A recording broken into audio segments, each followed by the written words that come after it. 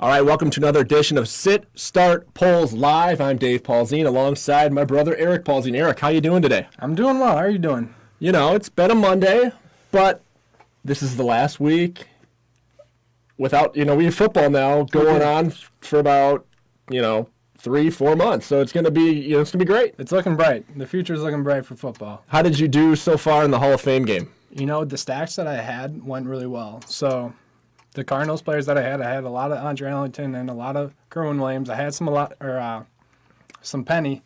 He didn't do too well, and he got like 3 points, but he did play a lot of snaps. So that's what you want to look for is the snap count. Also, Rod Smith was a beast. We didn't get to mention tight ends too much, but I did have a lot of Rico Gathers, and he was a top scorer, so that was really nice. So who are some of the guys that you faded that are going to be playing in Wednesday's game with Houston?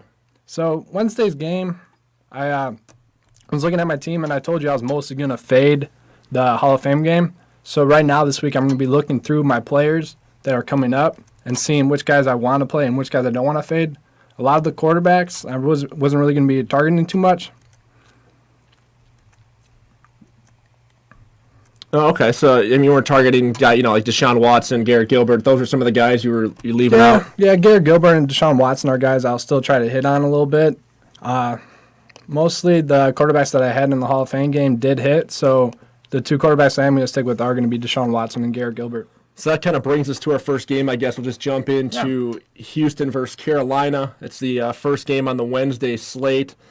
What is it, eight games on that slate? Yeah, it's weird. They kind of split it up and threw Houston, Carolina in this slate as well as the other one.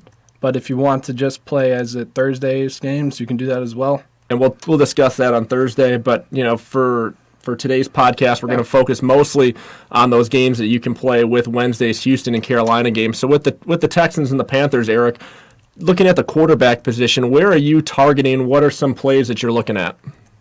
So the two that we just went over, obviously Watson and Gilbert, those are the two you want to go with. But Tom Savage was recently named the starter, so you got to imagine he's going to get some run. But I bet they're mostly going to want to see what they got on Watson, so he could play a good 2 quarters, whereas Savage might just play a quarter and a half. And on the other side, for Carolina, do you see Cam Newton playing a lot, or is it going to be Derek Anderson, or how are they going to split up their reps, would you guess? So based on what I've seen, it's going to be a lot of Garrett Gilbert and some Joe Webb. I could see Derek Anderson going in there and actually doing well. He normally does well when he plays, but Cam Newton, I don't put him in your lineups. No Cam Newton, so no starters is what you're really targeting in this game for quarterbacks. Not really in this game, no. So at the running back position, are there any starters, especially with Carolina? They have a very talented backfield. Jonathan Stewart, Christian McCaffrey, Cameron Artis-Payne, a lot of talented running backs. Who are you looking at in that group, if anybody, in DFS? I could see where you'd want to play Cameron Artis-Payne. They're going to try to see what they got in him. He's still trying to make the team, trying to still be a contributor. But we're going to get our first look at Christian McCaffrey. Yeah. It'll probably be a good look. Well, from what everyone said, is McCaffrey's tearing it up in training camp. He's making guys look foolish. He made Luke Kuechly almost fall over a couple days ago on one of those Vine videos that came out. Yeah. So, I'm really excited to see McCaffrey play. I think he could be in for some run this first week just to kind of get into the flow of the offense. Yep. It'll be interesting to see how much work he gets with the ones and how long he stays with the twos. And they'll probably try to feature him in the passing game a little bit just to see how they can work him into that passing game. And that's always huge in DFS to get those, points per reception along with the rushing yards and, the receiving yards as well. Yeah, another guy you want to look for in the same game would be Tyler Ervin. He's kind of a little scat back like that. He should get some catches out of the backfield, but he also should get some run. You could also go a little bit of Akeem Hunt. He's kind of the same type of back. He's a little worse version of Lamar Miller. And Lamar Miller himself, he probably won't be playing too much because he was a little bit banged up at the end of the year last year. They're probably going to try to save his legs. The guy I'm interested in seeing now, there's no bargains this week because everyone's priced the same. But going forward, a good bargain maybe it would be Daria Gumbawale if ever the fantasy sites adjust their costs. My thing is you shouldn't really play him this week, but see how he does this week. And based on that, see how much playing time he gets. Based on that, he could be a really nice player for you in the second week and maybe even in the fourth week because, the third week they play most of their starters. So look for him in the second week and the fourth week. And I think that's what makes DFS so hard in the preseason is everybody is priced the same. So there's no value. The value, you can look at it as an ownership thing. Sure. Who are you going to get that's going to be a low ownership play? That's how you look at value in the preseason. So someone like Rico Gathers, who wouldn't have been a value per se, that's a guy who, you wouldn't have wanted to fade him because he did well. But someone like Trevor Knight, who was kind of a value too because he's going to be playing two quarters, that was a decent value play. He didn't play too well, but Blaine Gabbert, on the same hand, he was a nice value play. He was really low owned last week, and he gave you a solid 12 points, which is really good for a quarterback in preseason DFS. So speaking of maybe low-owned guys, let's jump over to Denver versus Chicago. And here's one of the guys I think might be under-owned just based on the team he plays for and his name. And I think that's quarterback Mike Glennon for the Bears. I'm interested to see how long they play Glennon. Obviously, it's his first game with Chicago. You would think he'd get some run. They're not going to be giving, Trubisky the whole game, and they don't have a ton of arms in camp. So I'm really interested to see how long the Bears play Glennon, and I think he could maybe be one of those guys that's low-owned with a lot of opportunities in the game. And, we're just looking at a stat that we have here. Over the last 4 preseasons, in week 1, Chicago is the third highest at passing rate. So they're at 58% of their plays have been pass plays. So, that's a good point. They'll probably try to get a good look at Mike Glennon. And going back to Mitchell Trubisky, he has looked good at times in camp, but he is a rookie, so he might make a couple mistakes. I heard in their family night game that he was a little tentative. He looked a little scared, I guess. Take that for what it is.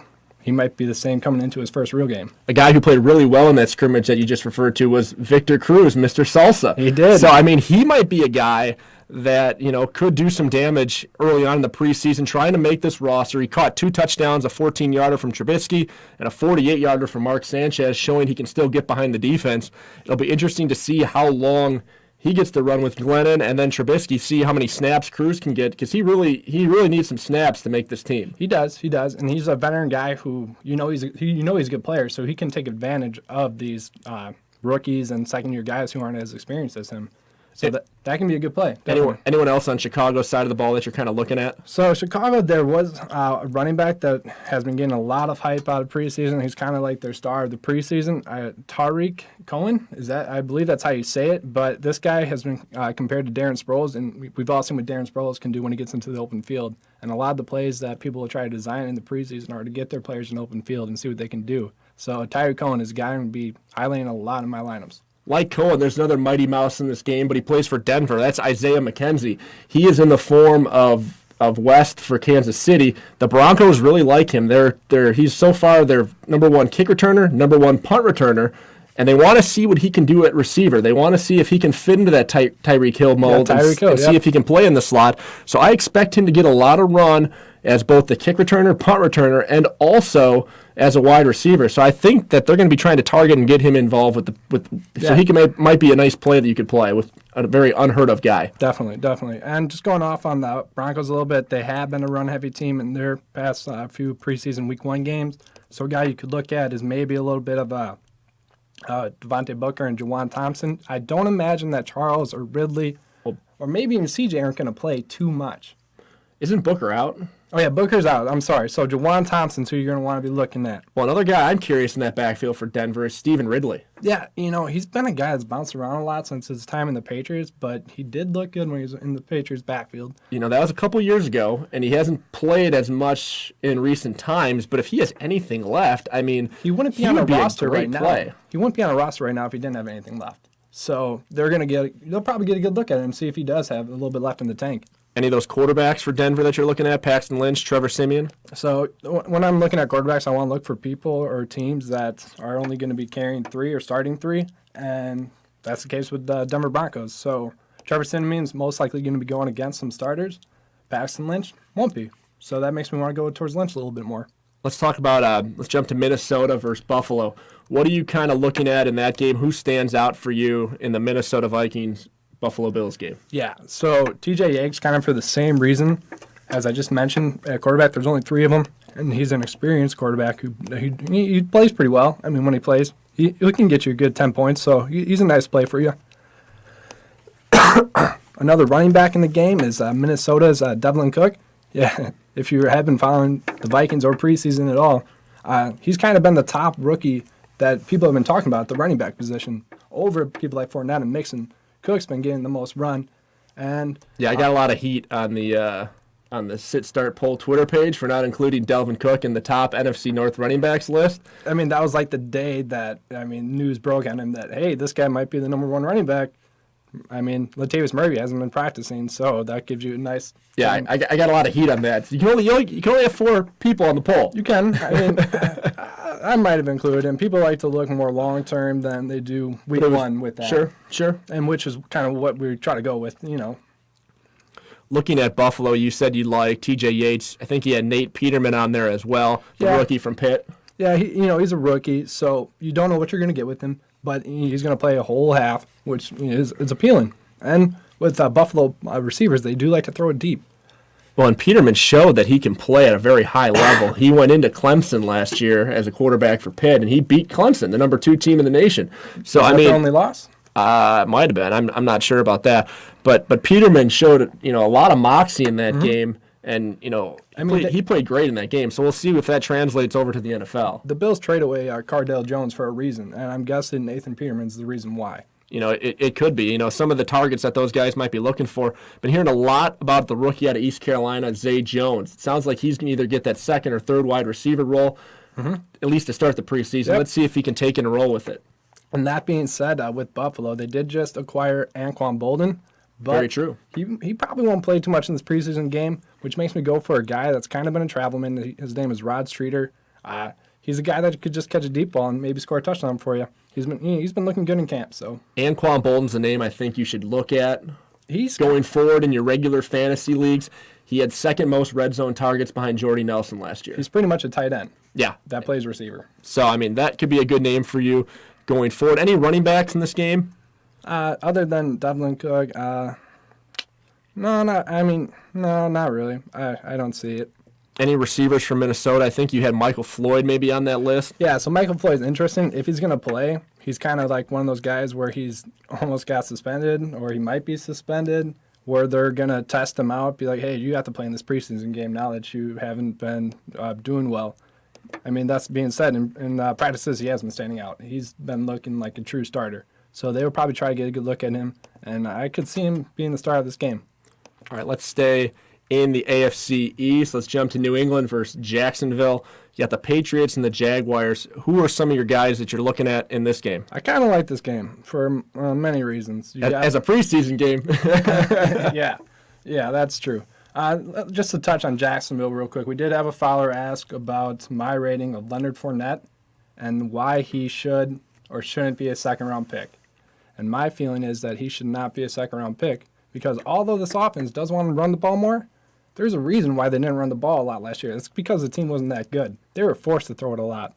And you can put that on Blake Bortles, but he's still going to be the starting quarterback there. Well, and Bortles was a top 10 DFS player last year. Exactly. For quarterbacks. So people kind of forget that. He's been a top 10 quarterback the last 2 years. So take that for what it's worth. They probably will try to run a little bit more. But that being said, Chris Ivory and TJ Yeldon didn't even average or get over 1,000 yards combined.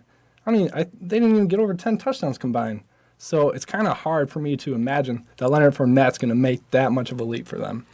It all starts with the offensive line. And you don't want to talk about the offensive line with DFS, but it's true. It doesn't matter. How much better has Jacksonville's offensive line gotten? That's the question. That's what you got to look for in this, in the preseason games that you see them. So you got to take that for what it's worth when you're watching these games. So it sounds like you're staying away from Fournette. Bortles you like, but I don't know if you like him so much in a DFS preseason week 1. Do you like Brandon Allen or Chad Henne? I do like Chad Henne. I can see a little bit of Brandon Allen as well, but Chad Henne, he's a proven vet that he can sling it and he can score you some points, and he's going to probably do that this game. New England probably won't be starting too many of their starters, so he's a guy you can target. Another quarterback you can target is Jimmy Garoppolo. We all seen what he can do. He's kind of a proven guy. I guess he does suck in practice. Did you see that report about him sucking in practice, though? I did not. So Jacoby Brissett. Okay, and Tom Brady have both only thrown 1 pick. Okay. And guess how many Jimmy Garoppolo's thrown? No clue. Jimmy G. No clue. 8. 8? 8 in practice. Okay. So he's not a practice guy, he said. He likes to turn it up in games. So maybe he's challenging the corner. He's going at it. I don't know. Well, so we'll see if he turns up for this preseason game. Do you like anyone else on New England? If you like the 2 quarterbacks, are there any receivers or any tight ends that you might go with in this game? New England's hard at their skill positions just because they're so stacked. They draft the same people at the same positions, so it's really hard to single one out that you really are trying to gear for and play in your lineups, I can maybe see a tight end. I mean, and that's where I would probably go. I'd probably go with Dwayne Allen, who was not with the club last year. Yeah. So he'll probably get some reps with the 1s and 2s to kind of get familiar with the New England offense. So I could probably see him, getting a big majority of the snaps. And every year they do like to feature a second tight end, so that's a good call right there. Well, and another guy that people don't know, and the only reason I know this is because I watched a lot of Wyoming football last year. Yeah. Jacob Hollister, good player, big tight end, 6'4", 239. Go up and get it. He had a great quarterback in Wyoming. He's back for his senior year. But this Hollister kid was a big target for them down the middle of the field, so maybe he'll get some run in the second half and see if he can maybe step in if Gronkowski somehow misses time or if Allen somehow gets hurt. They're going to have to find somebody because it seems like every year New England has at least one tight end that gets banged up or they lose him for some period of time, and they love that two tight end set, like you said. That backup tight end becomes a really good commodity to have. That being said, just a couple of flyers. You can take a receiver on the Jacksonville side if you want to stack with Chad Henne or Brandon Allen is Kellen Cole and Dede Westbrook. Dede Westbrook. Okay, that's an awesome name, too. I like those guys with awesome names. But no, these guys have been killing it in camp, and they've been catching a lot of deep balls for touchdowns. Those are guys you can target. They're probably going to play a lot, so give them a shot. So let's take the next game. We'll do the less famous brother game. Washington Redskins with Jay Gruden versus the Baltimore Ravens with John Harbaugh. Good call. So we'll jump in, talk about Washington. I think you like Washington's quarterback. Is that correct? Yeah, Cole McCoy is my favorite player quarterback this week. Baltimore hasn't really been that good at defense, and they just don't seem like that good of a team overall right now. That being said, Cole McCoy, when he has played, he has looked really good. He's filled in for Kirk Cousins quite a bit, and he has looked pretty decent. So he's probably my favorite player quarterback. Yeah, this is an interesting game at quarterback. Like you said, McCoy's there. Nate Sudfeld, the Indiana quarterback, he could light it up a little bit when he's played. So I mean that's some interesting things to watch there. And once again, only 3 quarterbacks on their active roster right now. I mean that can change by Thursday. It's worth looking at before you submit your lineup. But those 2 are going to be some good plays. Well, and how much is a new quarterback actually going to play if they sign him? Tuesday, Wednesday. Exactly. And I mean, is Cousins going to get a lot of run? Those McCoy and Sudfeld could be splitting a lot of reps. Yep. And like I said, I would imagine McCoy is going to play a good chunk of that game. Mm-hmm. And then going with that, the Baltimore Ravens did just sign a couple of QBs, so you wonder how much run they're going to get. That kind of makes me want to get a little bit of Ryan Mallett. Now, once again, all these quarterbacks that I mentioned, you want to stack them with the receiver. So you got to find those receivers that you want to stack them with. Well, interesting thing with Baltimore is I think they're one of the teams that has run it the most in the last 4 years. They are. So, I mean, they have some running backs that you might want to look at, like Buck Allen, Kenneth Dixon. I mean, these aren't starters. Telefero had a couple good runs a couple years back. I mean, there might be some value there. I'm not sure how much run Woodhead and Terrence West are going to get in this game. But John Harbaugh, if you know one thing about the Harbaughs, they like to run the football. Like to run the ball. So, I mean, it might not be bad to take a flyer on one of these Baltimore running backs. Yep. Come the 10th at 6:30 p.m., you kind of want to be looking at who they release at their depth charts, who's going to be starting, who's going to be playing. Sorry, like 6:20, not 6:30. You don't want to submit that lineup at live time. So, I mean, on Washington's side of the ball, you said McCoy is your favorite player. You pairing him up with anybody? Yeah, you can. I've been reading some good things about Ryan Grant, especially now that Doxson's got injured and came out of practice. Ryan Grant's been a guy that has looked good when he's played. They did just acquire Brian Quick from the Rams. He's kind of a guy that's just been a guy, but maybe he'll play for a better. He's playing for a better team, so maybe he'll get a little bit more run.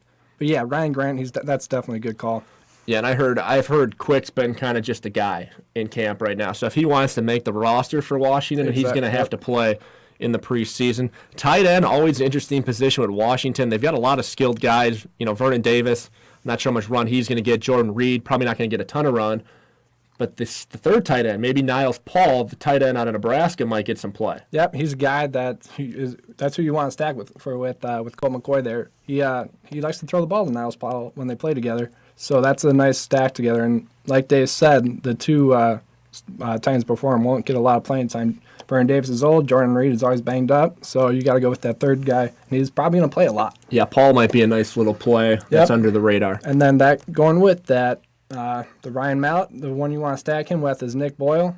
If you look at Nick Boyle. Yeah, you got to go deep with the Baltimore Ravens because they just don't have anyone left. Okay. He's listed at start of their depth chart, and if you look down that depth chart, they don't really have anyone that's active. All right, well, let's go to a team that made a lot of noise this week, the Miami Dolphins. They signed Jay Cutler. It's the Dolphins versus the Falcons. What do you see at the quarterback position? I mean, is Matt Moore going to get a lot of run now in this game? Because obviously Jay's not going to play, I wouldn't think, in the first game. I think he'd be lined up for week 2. Coach confirmed that Jay Cutler's not going to play, but that makes me wonder, why would Matt Moore play a lot? He doesn't really have anything to prove. He knows he's the backup. You could maybe go with Brandon Doughty? Western Kentucky. Yeah, he's just a guy. If you wanna stack some players with the Miami Dolphins, he'd be the guy you do it with. So I mean, looking at Atlanta, obviously Matt Ryan not going to get a lot of play. How about Matt Schaub? Are they going to let Schaub play or Matt Sims or who? Not a lot of big names on the bottom of that depth chart for quarterback in Atlanta. I'm kind of staying away from Atlanta. They're kind of more like the Patriots, where they just have a lot of the same guys, so it's hard to determine which one you want to single out. Yeah, the one guy maybe I would look at for Atlanta, and I'm looking at a lot of these late guys, would be Reginald Davis.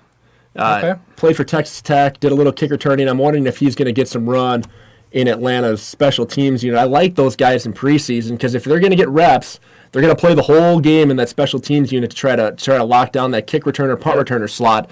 And, being in a good passing offense, you would think Davis would get some mop-up time in the third and fourth quarter, so maybe he would be a guy that you'd maybe look at just based on his ability to return kicks. Maybe he busts a kick, or, even if he doesn't, he might get some run late in the game. Some guys that fall into that same category for Atlanta are Josh Hall and McGee. And then you also have, for Miami's side, a couple of players you can go after is Cameron Drake.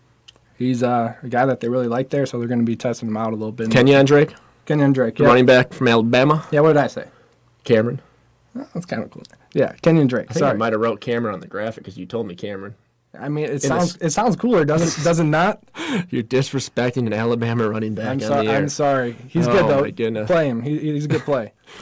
Another player for Miami would be a receiver, Leonte Cardew. From Rutgers. All right, man. And then you got Jakeem Grant. Like I said, punt returners, kick returners. Exactly. I like them in preseason. So he might be a guy that could play, especially with this news about Jarvis Landry coming out where he might not be playing for a while. That'll be an interesting one just in general with Jarvis Landry. He maybe will get suspended. Doesn't really seem like much, but you never know these days in the NFL. He might get suspended, but that's a kind of situation where it'd be probably a year down the road, like you see with Ezekiel Elliott right now. That happened over like 2 years ago. So I'm really curious about Miami. Now, they were one of the big polls on the website right now. Who will benefit the most from the Miami Dolphins signing Jay Cutler? What are your thoughts on this? This one, I thought it would be Julius Thomas. Think about it. Jay Cutler always likes throwing to his tight ends. That's true. And so does Adam Gase. Zach Miller, in the past. They bring in Julius Thomas for that exact reason. So I thought, hey, Jay Cutler coming back, Adam Gase offense, Julius Thomas, boom. And there's a good the most benefit. Good sample size on this poll. Yeah. Over 800 votes. Thomas is the least likely to succeed, according to everyone, 11%. They just don't like the tight end position that much. That's got to be what it is. And Julius Thomas has let people down the last few years. So I bet that's what it is. I could have saw J.J.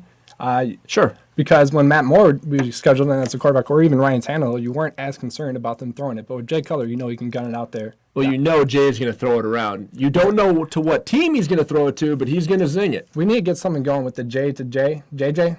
Well, JJ? JJ. We got to get something there. There's something there. A lot of J's on that team. Gee, Jarvis, Julius. Yeah, a lot of J's. Maybe I don't know. They got something going there. Kind of like the Killer Bees with the Astros way back in the day with Berkman, Biggio, and Bagwell. Maybe it's the Killer Jays or something. I don't know. But, I will actually call me crazy, but I like this Jay Cutler move. You spelt his name wrong in the poll. Dang. That's people still liked it. No one noticed it. Where are you guys at? Call us out on that. That's garbage. But, Jay Cutler, I've always liked Jay Cutler. Being a Packer fan, not for that reason, but I think Cutler's gotten a crappy rap from Bears fans. He has. He had it bad. The Bears fans didn't really treat him too well there. And he's a lot better than people give him credit for. When I am comparing quarterbacks that are good, I always go to Jay Cutler because he is that tier that's not great, not elite. Then there's Jay Cutler, and then there's people that are worse than him. I mean, the problem with Cutler has always been his offensive line, in my opinion. They've been porous at best, and as his stats show, he's not the best at feeling the pressure. the best season he's had in the last 5 years was with Adam Gase as his offensive coordinator against the pressure. So he's thrown, I think it was like 1.9 of his picks was against the pressure with Gase as his quarterback. Other years it was around 4 or 5%. So I think that Cutler is going to benefit being in Gase's system again, and I think that it should go well for Miami. That probably pushes them into that wild card, maybe push New England. They probably won't catch New England, but maybe push them. I like this move for the Dolphins. Do you think this offense is better than that Bears offense that year with Adam Gase? It really depends on the offensive line. I think it's exactly the same. It could be. Yep. If the line can hold up Cutler, it definitely could be. That Bears off. It was a good offense. That's why I bring it up. Yeah. So the Miami Dolphins offense is one you definitely could see yourself targeting. And their defense isn't bad either. I mean, this kind of reminds me of that team that Jay took to the NFC Championship game for Chicago, who had a decent line, good defense, good skill position players. If he doesn't throw those get those turnovers, they could be in for a good season. So keep voting on that poll. Try to beef it up and see what's going on there. Let's get that poll to 1,000. Let's jump to New Orleans versus Cleveland.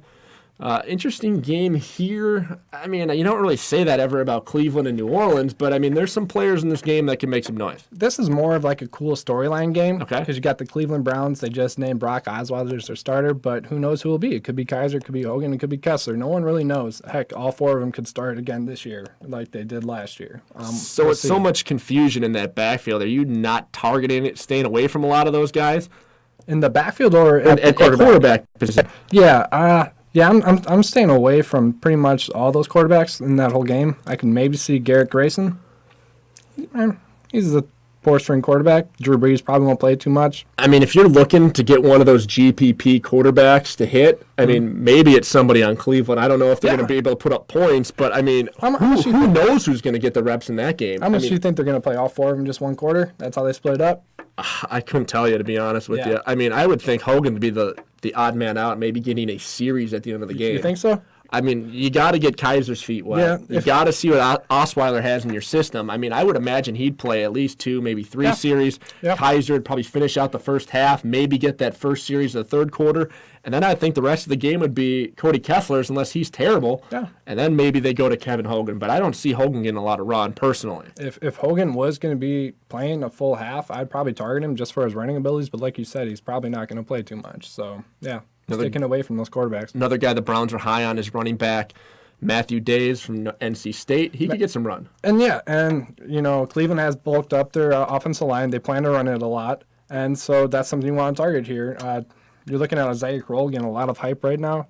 He's just a guy. He is not that good of a running back, but he looked good last year in this offense. Someone like Matthew Days, he could be a guy you want to watch in preseason. He might be taking over Crowell as well, a role in a couple of weeks, maybe week 6 or so on. That's some guy you could look to target. If you're going to maybe target somebody for Cleveland, maybe this is where if you target a quarter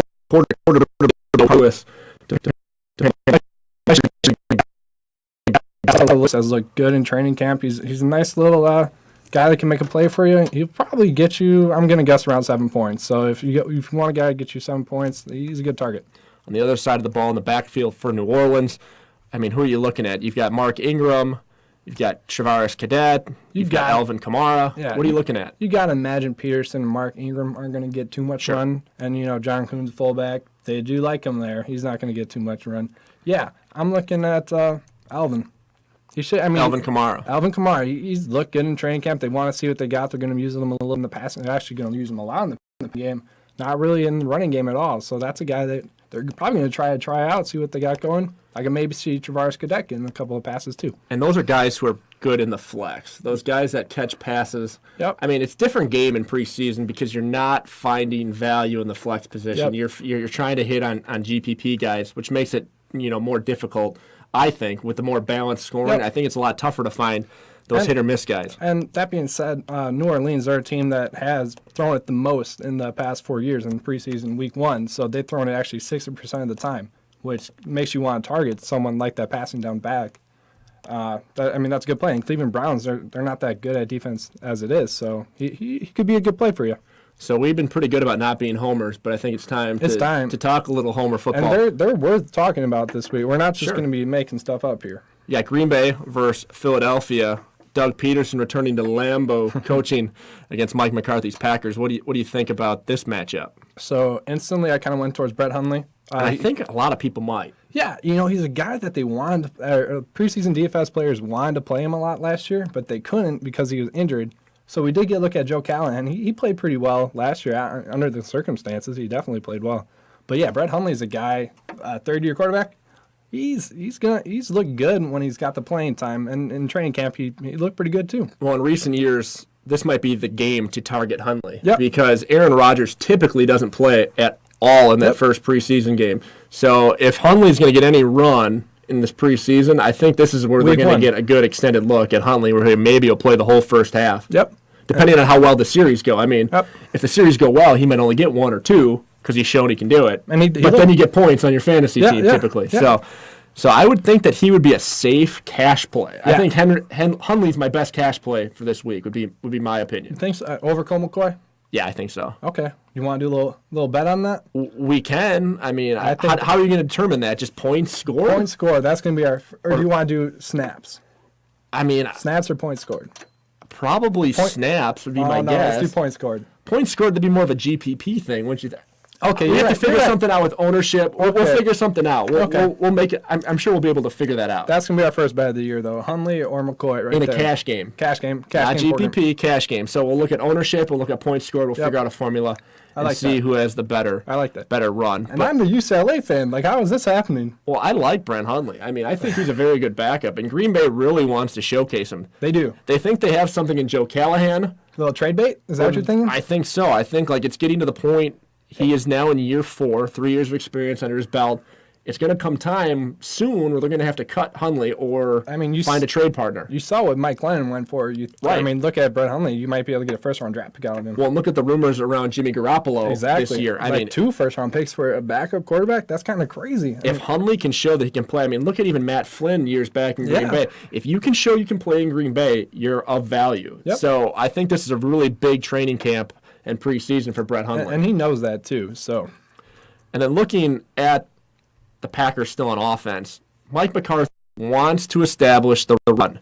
I'm not sure how much he's going to play Ty Montgomery, but they have those trio of rookies that they're going to be looking at very heavily. Jamal Williams, Devontae Mays, and Aaron Jones, all guys they drafted, all guys they're looking at to make an impact to push Montgomery. Do you like any of those guys in this game? Yeah, these guys are all guys that should actually get some run. I definitely like Jamal Williams the most because he's their I formation back, which they don't really have in Ty Montgomery, so they're going to want to see what they have in him. Probably give him the most run. He did look good in their family night game. And he's got a lot of first-team reps in practice. Yep, exactly. So he's going to be the guy you want to target most out of that Green Bay Packer backfield. Now, that wide receiver core for Green Bay, if you go with Hundley, you got to pair him up with maybe 1, if not 2 guys out of here. Malachi Dupree? How did I mess that up? Malachi Dupree. He's actually been he could be a guy that plays for them this year as the wide receiver number 4. Also, you could look at some guy like Trevor Davis, who's kind of a speedster that could break one open for you. Well, those are the 3 guys. They're all speedsters. Yep. I don't know how much room the Packers roster is going to have for all 3. Exactly. You've got Trevor Davis, who's in his 3rd year. Malachi Dupree, rookie out of LSU. Yep. He's shown in the SEC that he can make big plays. And then you have Jeff Janis that everyone loves in Titletown. They do. And, the DFS community likes him too for some reason, or the fantasy community in general has gravitated towards Jeff Janis in years past. Maybe not this year, but he could be a guy that's highly owned, so you might want to go towards the other 2 more. Could be. That's why I like Trevor Davis in this game, because Davis has to play well, or he's going to be out of Green Bay pretty quickly. And you got to think they have a little bit of that backup-to-backup connection chemistry going. You'd hope so. Mm-hmm. Another guy that I'm looking at for Green Bay, I know it's a lot of Green Bay talk, but I think in preseason with all their weapons, and how they're going to stack out, I think that makes for an easier time of sliding them into your roster. I'm looking at the 3rd tight end. Not Martellus Bennett. Okay. Not Lance Kendricks. Looking at last year's starter, Richard Rodgers. Okay, you think he's going to get a lot of run or just a lot of run, and watching Brett Hundley, he likes to use the middle of the field. Yeah. And where does Richard Rodgers roam? The middle of the field. That's all in their family night scrimmage, those 2 connected for a 40-plus yard play. Rodgers went over the middle. And that's the chemistry. I think that's a guy people are going to forget because they made Bennett and Kendricks. People forget that Richard Rodgers is not a bad player, and he's put up DFS points in the past. If he gets some run, I think he's going to get a majority of that time in the second half. I think he could be a nice little play. So would you say that's like our best stack option right there? You got Hundley and then Richard Rodgers for a low ownership play, maybe? I mean, you can call me a homer, and, I'll even put on the homer helmet. The Homer helmet. The homer helmet. This was actually my old high school football helmet, so I'm sorry if it's a little shitty, I guess, but It doesn't fit that great. there's a lot of plays made in it. And so I don't really want to wear it because it's super tight on my head. So I think this is a perfect punishment for doing homer picks. We need maybe an alert, Homer alert, and then you have to put it on the helmet. But I really think the best cash play this week is Hundley and Rodgers. I think those are the two solid cash plays. I do. And I'll wear the helmet. That's fine. I will wear the homer helmet on that. But no, a little bit longer. a little bit longer. At least 5 more seconds. Okay. Maybe strap it up. I can. It's cutting the blood flow. Okay, you can take it off. And you probably can't hear me talk because the chin guard's cut into my mouth. That's true. But You have a small head. Oh, you got to keep it tight when you're wearing the helmet. We got to get one of those Packer helmets, I think. I think One of those plastic Packer helmets. Maybe. Those fit everybody. Maybe. But getting back to the tight end position, there's another tight end in this game that I really like. He actually played really well for them last year in the preseason. That's Trey Burton. He's been lining it up for them in this. For Philadelphia. Yeah, he's looked good. He is a playmaker. I'll tell you what, if Zach Ertz goes down, Trey Burton's a guy you might want to target. He looks good. I like him a lot at tight end. He might be my favorite play at tight end this week. Well, this game might be a high-scoring game. There's a lot of talent in the quarterback position on both sides of the field. You've got, Carson Wentz is probably going to get some run, I would think. Yeah. And then Nick Foles, he lit up the world the last time he was in Philadelphia. Dane Evans, good quarterback, rookie out of Tulsa. Matt McGloin, he's shown he can perform too back at, with Oakland. Yeah, definitely. And, you got anyone who you stack them with? For Philadelphia, Yeah, like you said, I like Burton. It's Yeah. going to be interesting to see how much run Alshon Jeffrey gets. Yeah. With a new team, might be interesting to see if he gets more play. Are you buying into the Nelson Aguilar hype over Jordan Matthews at all? Everyone seems to like Aguilar every single year, and to this point, he's let everyone down. Same thing with Jordan Matthews, though. So that'll be interesting to watch. That's definitely worth watching. That wide receiver 2 position for the Eagles is one worth monitoring. They could be worth some value. Who is it going to be? Torrey Smith? Alshon Jeffrey? Those are your number ones, maybe? Maybe. And then Matthews has been the contributor on that team. Matthews has been years. the number one, so that's an interesting one worth monitoring. Well, and they have a good backfield too. They just signed LeGarrette Blount. Byron Marshall's there. He's shown that he can perform a little bit. Ryan Matthews is always in conversation. He's out, but in general. Yeah, he's a guy that they're actually looking to cut. Yeah. And if he's healthy and he gets picked up by a good team, maybe worth a roster spot. Maybe. Would you say this Philadelphia preseason backfield rivals Houston's? Oh yeah, this one's good. You got someone like Wendell Smallwood, who he might be their best back at the end of the year. And then Donnell Pumphrey, the rookie out of San Diego State. Okay, give me the homer helmet. You want the homer helmet? So when they picked up Corey Clement, I was the most excited Badger fan. I'm like, wow, this guy's going to be the starter for them. I don't know about that. And then they go out and sign LeGarrette Blount. So Okay. I just got to put on the homer helmet for that. I was so disappointed right there. Okay. Just real quick. God. Don't bang the mic, dude. Homer helmet, Corey Clement. Are you saying he makes the team? What are you saying about He him? probably won't even make the team now, and that's what makes me so sad. He was the perfect fit for them. If you say so. Oh, I thought he had been. This is the one team I wanted him to go to, and now he's not even going to play. But hey, what are your thoughts on LeGarrette Blount? That being said, Obviously it's going to be a little different, playing for Philadelphia than it is for New England. Typically that move has not worked out for teams leaving from New England. You did see Ryan Matthews have a lot of success at the goal line last year, and that's what LeGarrette Blount's specialty is. Could you see him having 8 touchdowns and maybe 600 yards? Is that Blount? Yeah. I would hope that's the floor. Is that what you'd say that? No, I'd set it a little higher. I think he'd be 10 close. touchdowns? Yeah, probably closer to 1,000. Okay. They signed the guy for a reason. He's not going to not play. I don't think he's going to get 1,000 yards. I didn't say 1,000, but closer to 1,000 than okay. 600. Okay. Yeah. That's just. Yeah. I don't know if I'm reaching up into the 3rd, 4th round to get him. He's going a little bit too high for me. That was my overall point. But if he's there in the 6th, 7th, if he's a value pick, if you can get him, why not take him? He was last year, so I'll give you that. Here's what I want to look at next. Little contest cost analysis. Okay, yeah. Kind of looked at the FanDuel slate, looked at the DraftKings slate, and if you're looking at a few different plays, this is what I'd kind of look at in these contests. It's one of the big graphics, full screens that we've got. The games I'm playing are mostly in DraftKings. I like the DraftKings format where I want to get paid out if I play. Now, I might, Exactly. because I hardly hit the big guy. You're more of a hitting the big guy because you like finding those random plays. I'm more of the safe, play the cash. You're more of the cash guy. I'm more of the low ownership guy. And so that's why I like, some of these slates for DraftKings. I'm looking at the NFL 15K front four. Places paid are 1,210. That's 23% of people playing are going to get paid. Only 23% of the total money is going to the top 10. So you're going to get some good value in there. Okay, yeah, definitely. And then also in DraftKings, that was a $4 game, the first game. If you're going to play the fun 25-cent game, I like that as well too. NFL $750 quarter jukebox game. 1,000 places out of 3,500 are going to get paid. That's 28.34%. Only 26.7% is going to the top 10. Okay, yeah, so that's a good chance for people to get their feet wet too, maybe in some preseason DFS. Yeah, for sure. I mean, if you're a top-heavy person and you like targeting the money, going to the percentage of the top, you're going to be looking at playing more of the triple option 3-entry max, $750 for DraftKings, $3 fee. Of the 294 entries, 58 are going to get paid. So that's under 20%. It's one of the lower ones on the DraftKings scale for this slate on Wednesday. But 44% of the top 10 is getting the paid. It's almost close to 50. If you're in the top 10, you're going to get most of that purse. Yeah.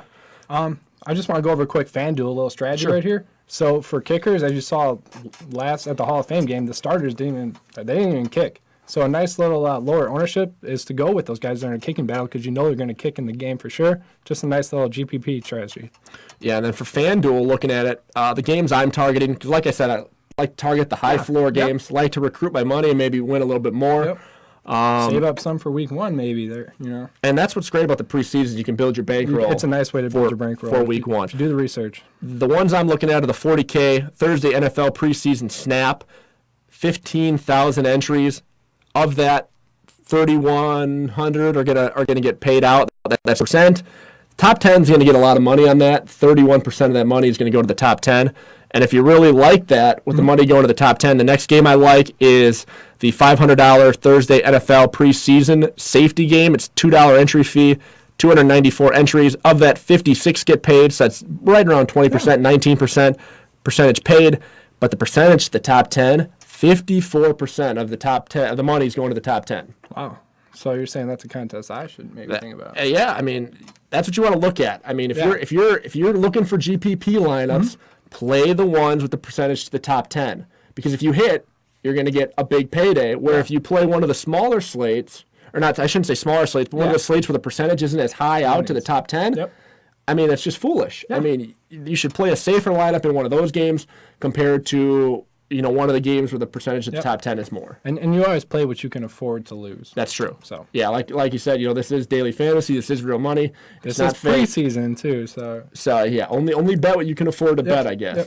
Going off of that, just what is your favorite site to play for football specifically? Is it FanDuel or DraftKings? I mean, I started on DraftKings, so I'm pretty prone to playing DraftKings more often. I don't know why. For me, I think their games pay out more to the entire group than FanDuel. FanDuel is more top-heavy, I think. I think DraftKings just has a little bit better customer service, too, and I just hate the kickers for FanDuel. It's just kind of lucky there. I mean, you can do a little strategy, but for the most part, it's just going to be lucky, especially for preseason, so...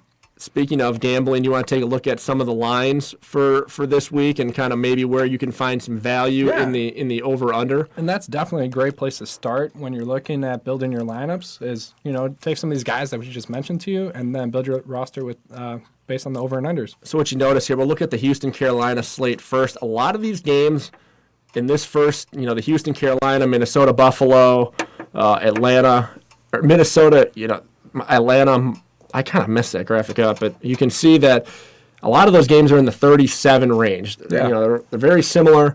The one maybe that's not a pick'em game is Carolina and Houston. Houston's a +3. Carolina's a -3. So, I mean, if you're gambling, maybe this is where you take a risk and take those points. You don't see that a lot. That's true. You don't see that a ton in preseason where there's actually a spread. So maybe you take the points because who knows in preseason what's going to happen. That might be a way to make some money, doing the +3 or giving some money back. Yeah.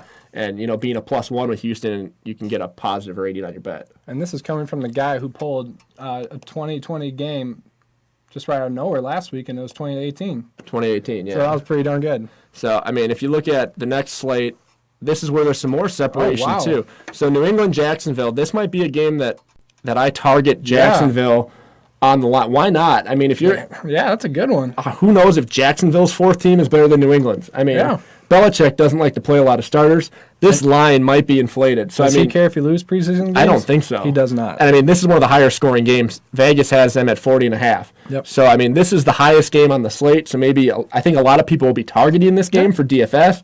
But if you're into regular gambling, maybe you take a flyer on Jacksonville. In the same way with the Green Bay Philadelphia, like I said, I like to go against the spread. So maybe you go with Philadelphia in this game +2. Trey Burton. You get a little points. And another high scoring game, 39. So it'd be interesting to see how those shake out and see how the sharps are, early on here. Yeah, definitely. In Vegas. Any parting shots you want to deliver, Eric, as we're getting close to signing off here? Yeah, so I don't know if you guys saw this, but Quincy Newell went down in the IR. A nice guy to target would be someone like Robbie Anderson or Jerome Peak. Robbie Anderson's a guy that actually looked good last year and looked really good in the preseason last year, so he's going to be the wide receiver number 1 for the Jets this year. Any wide receiver number 1 in the offense is worth the look. He's going probably in the last round of your drafts. Give him a shot. I mean, what are the Jets looking at? I mean, Nunu was such a big part of their offense. They just don't have anybody left at receiver. So my thing is, they don't have anyone at tight end. They don't have any receiver. What do they have? They have Matt Forte and Bilal Powell, who both looked good last year. I imagine they're both going to get a lot of work, and they're both kind of going pretty cheap this year. I could see a nice little split backfield where they're both a top 20 running back. I mean, that's an interesting situation to watch, is watch that Jets team. How they play offense in the preseason. Right. I mean, who's going to get the reps at wide receiver? I mean, here's a guy that could not break through with Green Bay's team, Miles White. Miles White, yeah. How often was he the last guy cut on Green Bay's team? Yep. I mean, that might be the guy that comes in and steals the spot. For a storyline, too. Other than that, Lucky Whitehead gets cut by Dallas. Sure. And now, he's got that storyline, which, heck, he could be the wide receiver number 1 this year. Definitely keep an eye out on the Jets. See what's going on with them. I mean, they have Austin Seferian-Jenkins as well, too. He's out 2 games, but after that. Right, but for the regular season we're talking about here, that might be, the Jets might be a sneaky place to do some DFS play and to pick up some guys that no one is watching at all for regular fantasy football. A lot of value to be had on that team. Anything else? We'll talk more about the Jarvis Landry thing, I think, in our next podcast when we know a little bit more. Yep. And same thing with Ezekiel Elliott. Yep. See how that. I don't know if you guys saw that stuff about Chris Carter, but he kind of guaranteed that Zeke would be suspended.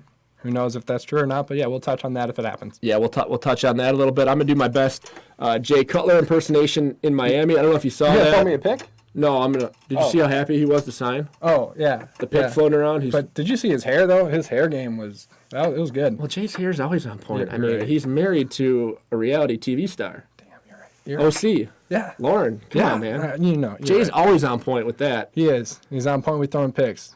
Yeah, I like Jay. I do like him this year. All right, well, that's going to be a good offense. That's it for us for this week. If you have any questions, hit us up. If you have any polls, send them our way. We'll post them for you. We're here to help you guys. So that's our main focus on SitStartPolls, is to help you get a good barometer of what's going on. So if you need a poll and you want it, send it to us either in our DMs or send us a reply. We will definitely get that poll posted for you, and hopefully a good crowdsource will go through. Yep. Help everyone out. If you're on the page, vote in the poll. It helps everyone out.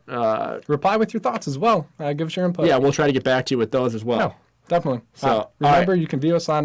We have Facebook now and YouTube. So if you want to rewatch this, sounds good. We will be posting this. This will be on the Twitter page. It'll be on YouTube. And it'll be on Facebook. Facebook we're still trying to figure out, but we'll get there with how to do a poll. But I guess we'll come back next for this Thursday. Talk about the Thursday games over the weekend. This Thursday I can't actually make it. Okay.